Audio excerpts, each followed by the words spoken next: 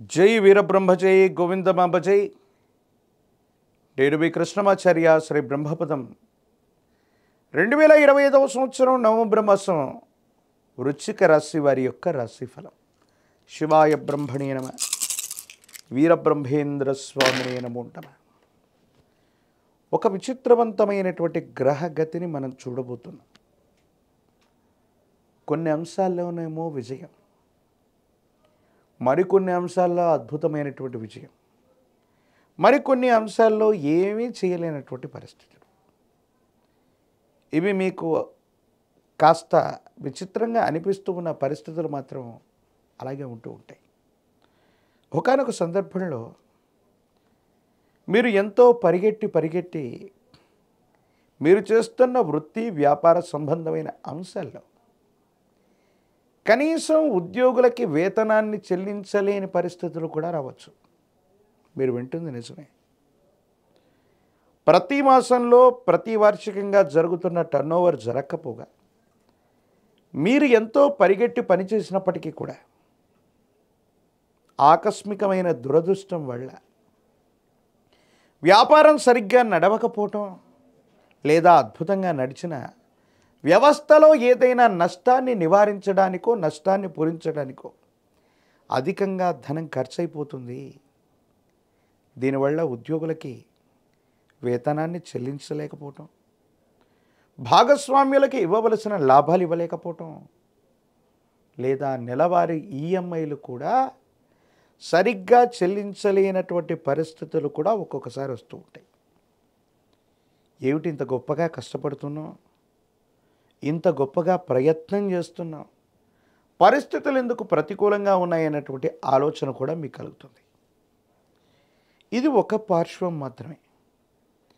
మాసాంతరానికి వచ్చే వరకు మీ మేధస్సుకు పనిపెట్టి దేహాన్ని కష్టపడకుండా మీకున్నటువంటి కొంతమంది ముఖ్యమైనటువంటి వ్యక్తులు అవ్వచ్చు, స్నేహితులు అవ్వచ్చు, వారితో సమాలోచన చేసి మీ ఆలోచనలని వాళ్ళతో పంచుకొని మీరు చేసే గొప్ప ప్రయత్నాలు విదేశాల నుండి కానీ దూర ప్రాంతాల నుండి కానీ పెట్టుబడులని ధనాన్ని తీసుకొస్తాయి.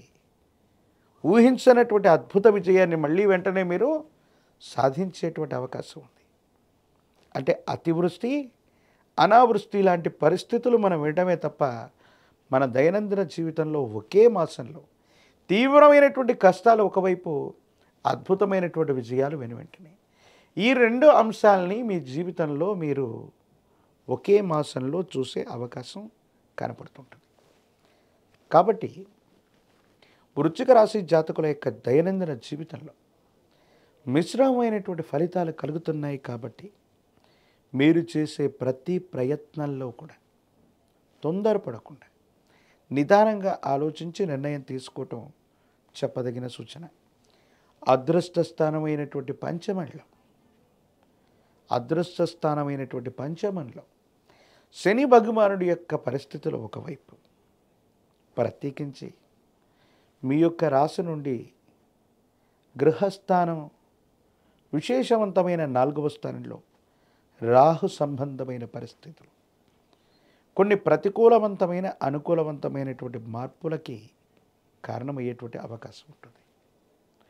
కొన్ని సందర్భాల్లో మీరు తీసుకునే నిర్ణయాలు ఎవరి మీద ఆధారపడకుండా ఏ వ్యక్తి అభిప్రాయం లేదని మీరు భావన చేస్తుంటారు. కొన్ని విషయాల్లో మాత్రం తప్పనిసరిగా కొంతమంది వ్యక్తుల యొక్క అభిప్రాయాలు తీసుకోవలసి వస్తుంది. వాళ్ళ యొక్క అభిప్రాయాల్ని గౌరవించాల్సి వస్తుంది. మీకు ఇష్టం లేనటువంటి వ్యక్తుల యొక్క అభిప్రాయాన్ని కూడా మీరు స్వీకరించవలసి రావచ్చు. అన్నదమ్ములు అవ్వచ్చు, తోబుట్టువులు అవ్వచ్చు, కుటుంబానికి సంబంధించినటువంటి వ్యక్తుల యొక్క అతి జోక్యం మిమ్మల్ని బాధపెట్టే అవకాశం ఉంది. వివాహ జీవితం బాగుంది, వైవాహిక జీవితానికి సంబంధించిన అంశాలు అనుకూలవంతమైనటువంటి ప్రయోజనాలకి కారణమయ్యేటువంటి అవకాశం కనబడుతుంది. ఏది ఏమైనప్పటికీ కూడా మీ దైనందిన జీవితంలో మీరు తీసుకునేటువంటి నిర్ణయాలు కాస్త ఆలస్యమైనప్పటికీ కూడా దీర్ఘకాలికంగా మీకు ఉన్నతిని తీసుకొచ్చే అవకాశం ఉంది. ఆర్థిక ప్రయోజనాలు బాగుంటాయి. కొత్త వ్యవస్థలకి శ్రీకారం చుట్టాలన్న కల నెరవేరుతుంది. కొంతమంది వ్యక్తుల నుండి పరపతి లభిస్తుంది. స్నేహితులు సహాయం చేస్తారు. దూర ప్రాంతంలో ఉన్నటువంటి వాళ్ళ యొక్క స్నేహ సంబంధమైన సంబంధ బాంధవ్యాలు మీకు ఇప్పుడు అక్కరకు వస్తాయి. అవి విజయాన్ని చేకూర్చే అవకాశం ఉంది. కానీ వివాహ జీవితంలో భార్యాభర్తల మధ్య సఖ్యత కుదరకపోవచ్చు. సంతానపరమైన అంశాలు కూడా ఆలస్యమవుతూ ఉంటాయి. ఏం చేయాలో అర్థం కాక, ఏమవుతుందో తెలియక మానసికమైనటువంటి సంఘర్షణ అధికమవుతున్నటువంటి నేపథ్యం మిమ్మల్ని ఇబ్బంది పెడుతూ ఉంటుంది. భగవత్ సంబంధమైన అనుగ్రహం చేత పరిస్థితులన్నింటినీ కూడా గట్టెక్కడానికి మీరు గొప్ప ప్రయత్నాలు చేస్తూ ఉంటారు. అయితే అప్పుడప్పుడు కొంచెం మీ మనసు నిండా తీవ్రమైనటువంటి మానసికమైనటువంటి ఆందోళన కలుగుతుంటుంది. కోపం, ఉద్వేగం, భావోద్వేగాల్ని నియంత్రించుకోవాల్సిన పరిస్థితులు కూడా ఉంటాయి. రాజకీయపరమైనటువంటి రంగంలో ఉన్న వాళ్ళకి అనుకూలవంతమైనటువంటి మార్పులు ఉన్నాయి. నిరుద్యోగులకి ఉద్యోగ కాలం, ప్రత్యేకించి వివాహం కాని వాళ్ళకి అనుకూలవంతమైనటువంటి సమయంగా చెప్పవచ్చు. మరిన్ని సానుకూలవంతమైన ఫలితాలు పొందటానికి పరమ ప్రశస్తవంతమైన కార్తీక మాసంలో ఉన్నాం.